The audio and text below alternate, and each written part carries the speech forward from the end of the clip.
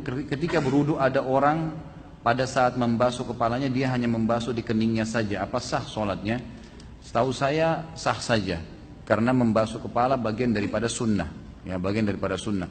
Yang merupakan rukun wudu itu adalah wajah dan tangan sampai siku. Sebagaimana kalau kita tayammum, ya.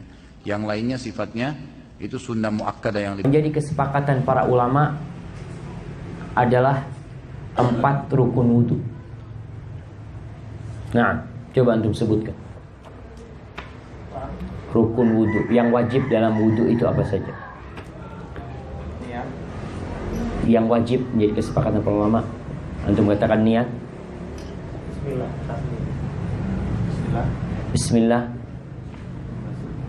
Membasuh muka, basuh tangan sampai siku, mengusap kepala, dan daun telinga. Berapa kali mengusap kepala?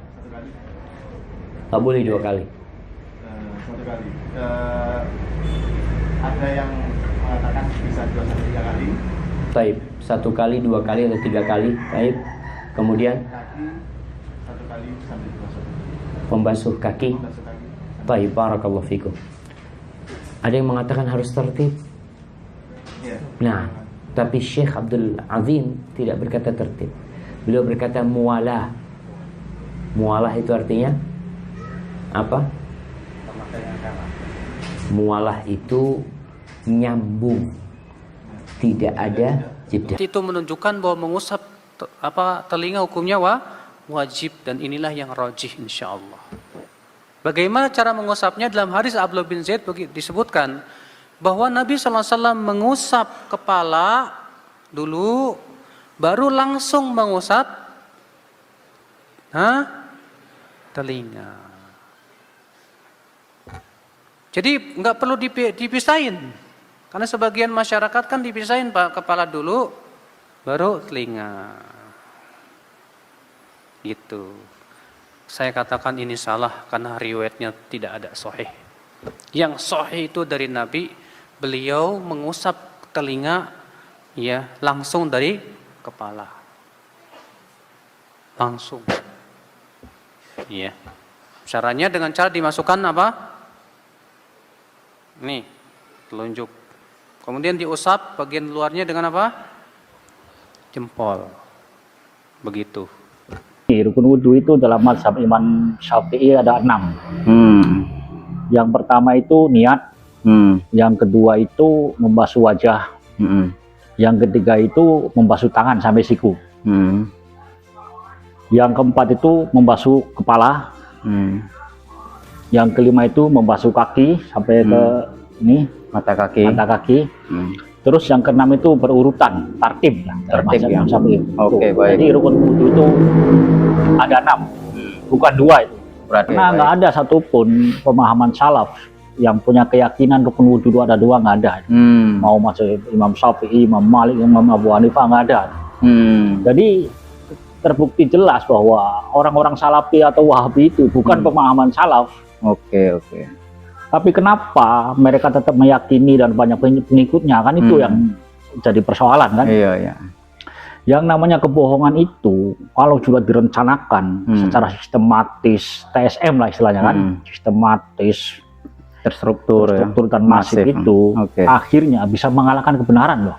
Bahaya loh yang namanya kebohongan itu. Jadi bagaimana caranya menghadapi yang seperti itu? Ya kita harus melawan dengan menyuarakan kebenaran itu. Oke, ya. Jadi kalau kita menyuarakan kebenaran, maka kebohongan itu akan kalah.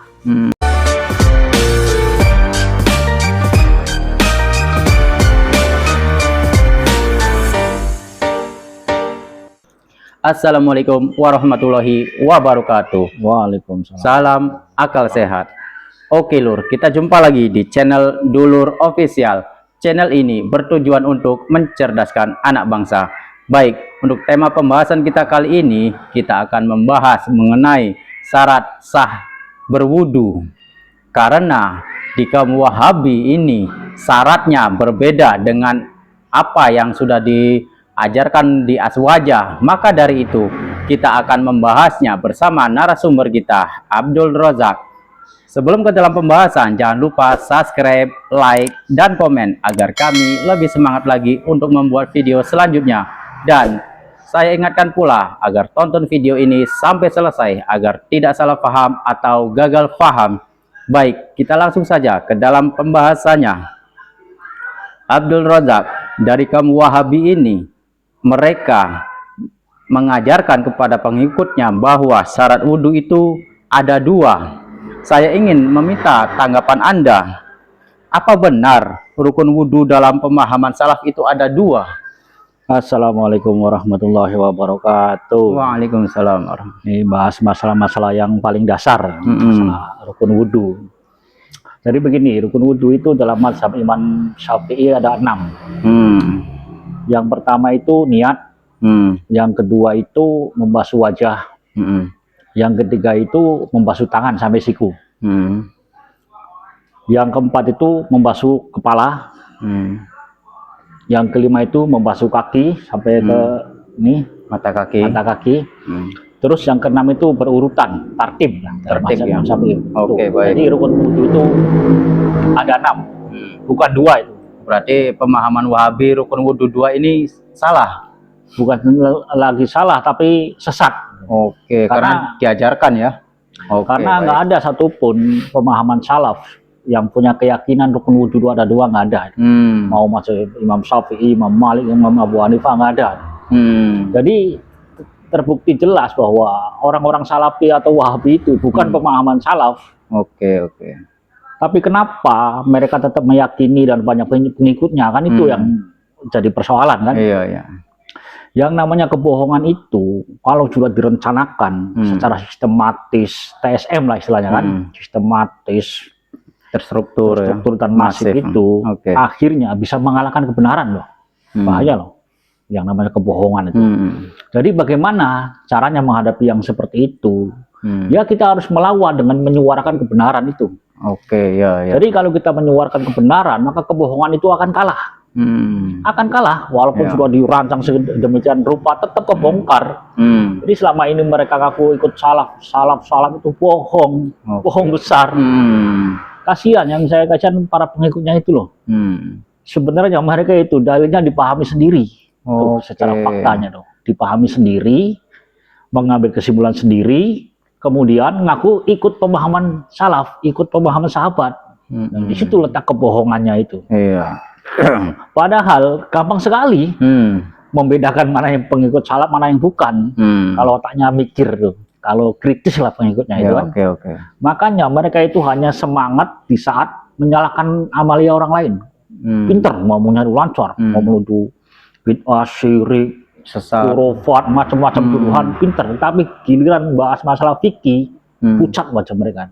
Coba cek, pucat ustaznya bingung, gugup. Nggak lancar ngomongnya itu. Karena memang bukan pemahaman salaf mereka itu.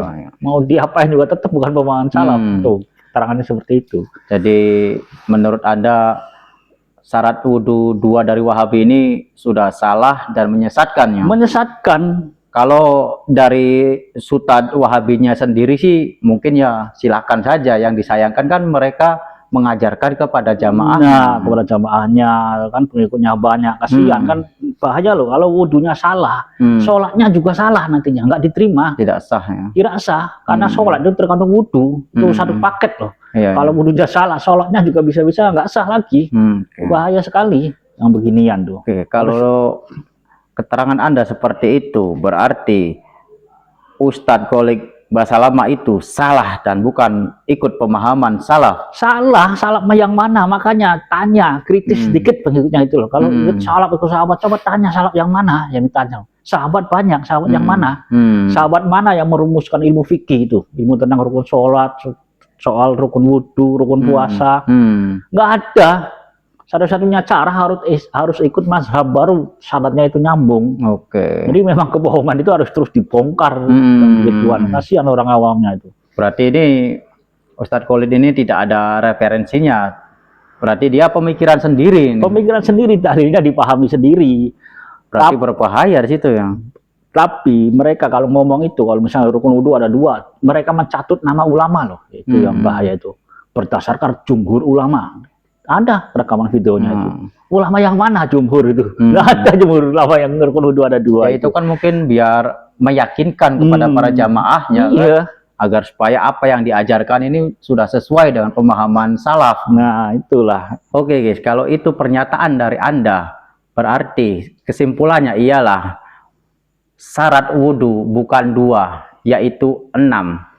Pemahaman dari Ustadz Wahabi yang mengajarkan kepada jamaahnya bahwa syarat wudhu itu 2 itu tidak benar karena tidak sesuai dengan sanad. Oke, mudah-mudahan terkhususnya dari kaum Wahabi yang menonton video ini, mereka dapat tercerahkan agar saudara kita tidak tersesat untuk kedepannya, dan mudah-mudahan yang menonton video ini akalnya terbuka, mempunyai akal yang kritis dan bisa menilai mana yang benar, mana yang salah. Baik, kita akhiri saja video kita kali ini. Kita akan berjumpa lagi di video selanjutnya. Wassalamualaikum warahmatullahi wabarakatuh. Waalaikumsalam.